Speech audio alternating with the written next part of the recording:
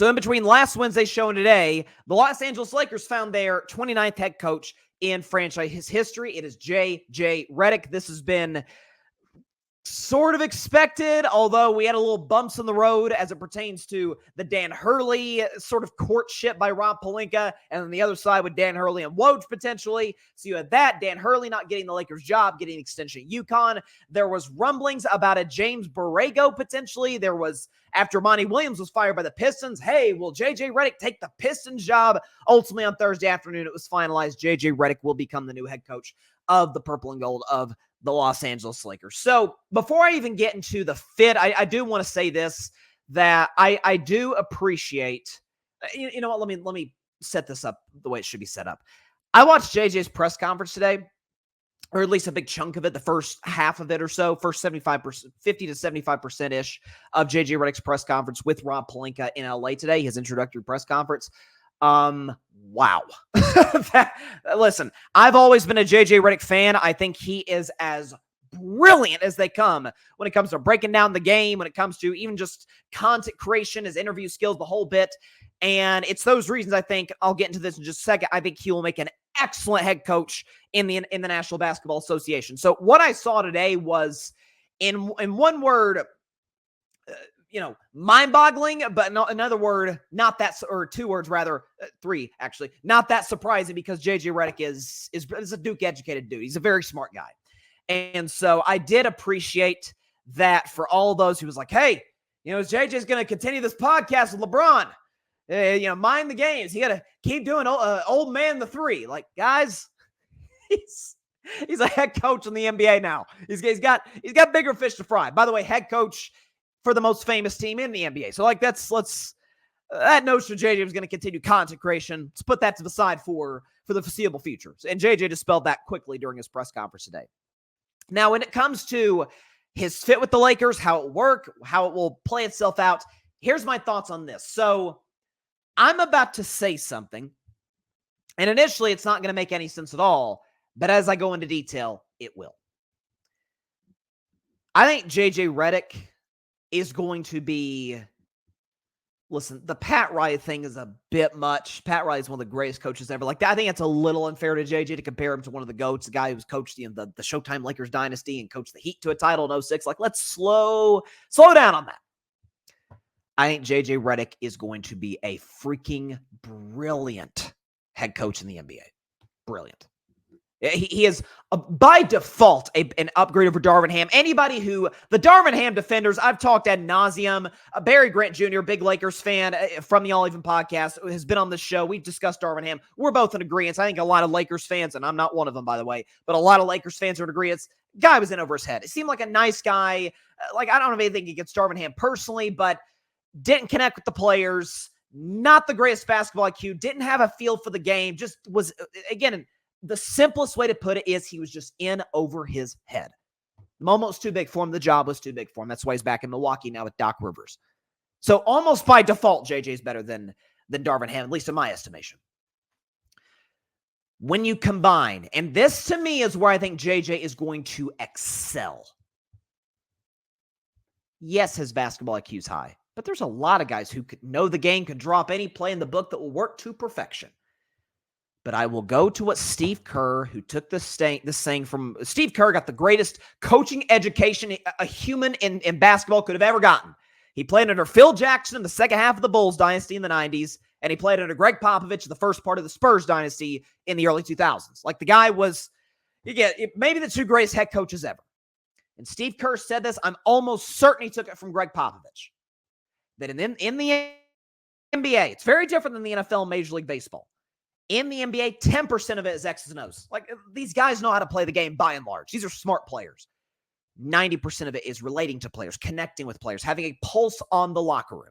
That's not to say it's not important in other sports, but guys can love their coach in football, but he has no feel for the game, isn't terribly creative. Like, we've seen that throughout the NFL.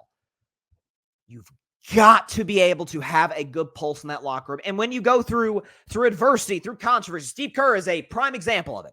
The Warriors have been through plenty of controversy, a lot of it being with Draymond Green. And in 10 years, not once has Steve Kerr lost the respect and the command of the Golden State Warriors locker room. That's a credit to how great of a coach he is. I think he's one of the 3 best in the NBA. I think he's one of the best. I'm not saying JJ's going to be one of the best, one of the 3 best. That, I think, is where he will excel. So combined with his basketball IQ, combined with the fact that I think we know he's got a great relationship with LeBron. Now, the relationship, podcast host to podcast host, as opposed to head coach player, it's a different relationship, but these guys know each other. These guys respect each other, and that's going to work. Here's what I'm worried about. Let's go back to my first statement. I think JJ is going to be a great coach. Great coach. No matter how long he lasts with the Lakers, elsewhere, whatever the case may be, he's going to be a great coach in the NBA for the 2 reasons I just listed. The question is, will the Los Angeles Lakers allow that to be elongated, extended, whatever word you want to use, long term? And my answer to that is absolutely not. Rob Pelinka is still the general manager of the Los Angeles Lakers, last I checked. Jeannie Buss is still the owner of the Los Angeles Lakers organization, if I last checked and remember correctly. The Rambus couple, Kurt and Linda, they're still in the positions of decision-making with the Los Angeles Lakers organization. We can put up the list. I've done this multiple times. Certainly today feels like a good day to put it up there. List of Lakers head coaches since Phil Jackson, and all of the, or at least after the first 2, Mike Brown, Mike D'Antoni, have been hired post Dr. Jerry Buss's passing. You got Mike Brown, Mike D'Antoni, Byron Scott, Luke Walton, Frank Vogel, Darvin Ham. Now, I think Mike Brown's an excellent coach. He's done a really good job with the Sacramento Kings. Mike D'Antoni, for his, let's just say, defensive liability as a head coach, is a really good offensive coach and be able to put players in positions to succeed. There's been a lot of players who've had their best offensive years under Mike D'Antoni. Byron Scott was a disaster. Luke Walton wasn't quite that, but he did not work. Frank Vogel's a great defensive coach, but doesn't have a good feel for offense, doesn't have the best feel for lineups, late games. That's just not his MO. He's not a bad coach. I think he was scapegoated 2 years ago badly by the Lakers front office because of the Westbrook experiment. Nonetheless, and Darvin Ham, the record's not bad, 90-74, 2 playoff appearances. But as I talked about earlier, you ask any Laker player behind closed doors, the guy was in over his head. So those first 2, Mike Brown, Mike D'Antoni, I mean, by and large, baseline, good coaches. I think Mike Brown's a really good coach. Not great, but really good. The rest of them have been abject failures. You say, Bryson, how does that relate? How does that relate to JJ Redick's ability to succeed? You think he's going to be good? I do think he's going to be good. Here's also where the Lakers fail and are poor at. Roster construction. It's kind of a thing they struggle with since the passing of Dr. Jerry Buss. You remember some of those Lakers teams? End of Kobe Bryant's career after Kobe retired prior to LeBron James arriving. Did you know the Lakers, albeit Kobe Bryant at the end of his career, but Kobe was still a good player, an inefficient 17 points per game, but 17 points per game in year 20. He was not, we forget what a year 20 player is supposed to look like. By the way, LeBron's playing. Kobe in year 20 actually had one of the best year 20 seasons ever, which isn't saying much given LeBron, but still, follow me. Do you know the Lakers have the second worst record in basketball that year? Had the number 2 pick in the draft, took Brandon Ingram over Jaylen Brown. Do you know the next year after that? 2017. They had a bottom 5 record in the NBA once again. They had the second pick in the draft. They took Lonzo Ball over Jason Tatum. Did you know the Los Angeles Lakers, the first season LeBron James was there, failed to make the playoffs in the Western Conference, in which the Los Angeles Clippers, whose best player was either Danilo Gallinari or Lou Williams, who came off the bench.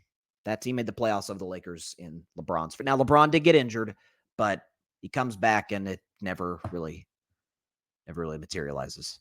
Well, they got Anthony Davis. How do you think they got Anthony Davis? You think AD is going to give the okay to go to LA if LeBron James isn't there?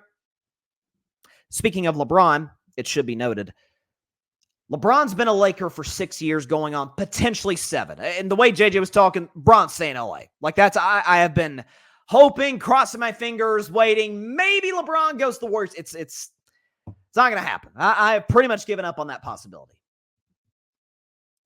LeBron's been the Lakers 6 years. A very strong argument can be made. I would make it that they were really only contenders, true contenders, for 2 of them. The second year in which they won the championship, and even prior to the bubble and COVID shutting everything down, Lakers had the best record in the West. They were absolutely a title contender. LeBron maybe could have won MVP that year. The next year, LeBron turns his ankle, AD gets hurt. Okay, it's a weird season, but the team you lost to did end up going to the finals, so it's not like you lost to a bad team via the injuries. The next year, when it comes to roster construction, again, you move on from KCP and Kyle Kuzma to get Russell Westbrook, who I said at the time, check the tape, was a horrible move. Abject failure. And it presented itself just as that. Well, Bryson, were they not contenders in 2023?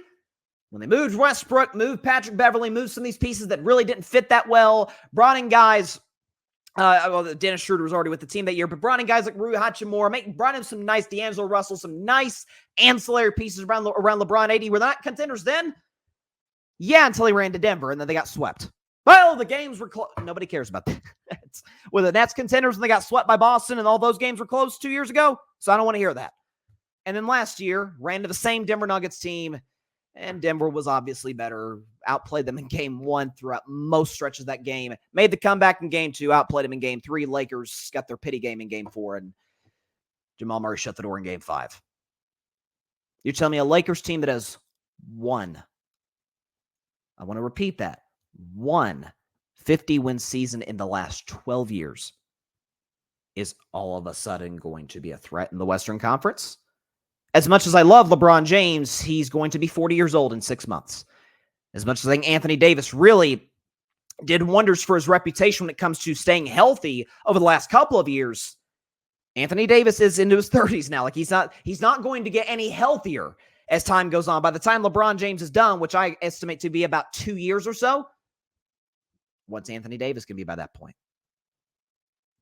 So, and again, the Lakers, I've talked about before, the Lakers actually draft relatively well. Now, again, they should have drafted Jaylen Brown in 16, Tatum in 17. They botched some draft picks as it pertains to decisions, but they haven't taken some bad players. Kuzma's a good player. Josh Hart, Lonzo Ball prior to the injuries was a good player. Brandon Ingram, same thing. They just don't develop them at all. Julius Randle has his best years away from the Lakers. The same can be said about Hart, Ball, Ingram, the list goes on. They don't develop talent well.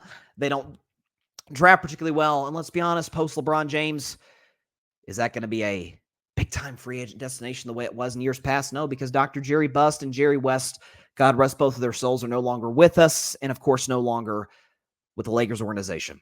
I think JJ is going to do as good of a job as a person can humanly do given the circumstances in what is a disastrous front office. But don't kid yourself. They've had pretty good coaches in the past, even post Phil Jackson. Mike Brown's a good coach. D'Antoni, for his defensive flaws, is a good coach, coach of the year guy. The inability for the front office to put the requisite talent around LeBron James to really not have more than 2 deep playoff runs, and I would argue only one of those years they were true, legitimate contenders start to finish, goes to show you there's a hard cap on how far this thing can go. Now, whether his time as a head coach ends in LA or elsewhere, JJ is going to be an excellent coach. I truly believe that. But is Minnesota getting worse? Is Oklahoma City getting worse? Is the Denver Nuggets going to stop owning the Lakers the way they have for the last 2 years? Sure, the Lakers got better. They didn't go from gentlemen swept in the first round to conference finals better. And that, to me, is the big difference between me and those who believe that this is a franchise-altering decision. JJ's an excellent coach. I think he will be at the very least. But the Lakers front office will halt him and halt themselves from long-term success. Thanks so much for watching the show on YouTube, and be sure to go click that big red subscribe button and check out the other clips and full shows from Carving It Up Live, as well as our other incredible content creators here on the Grid Network.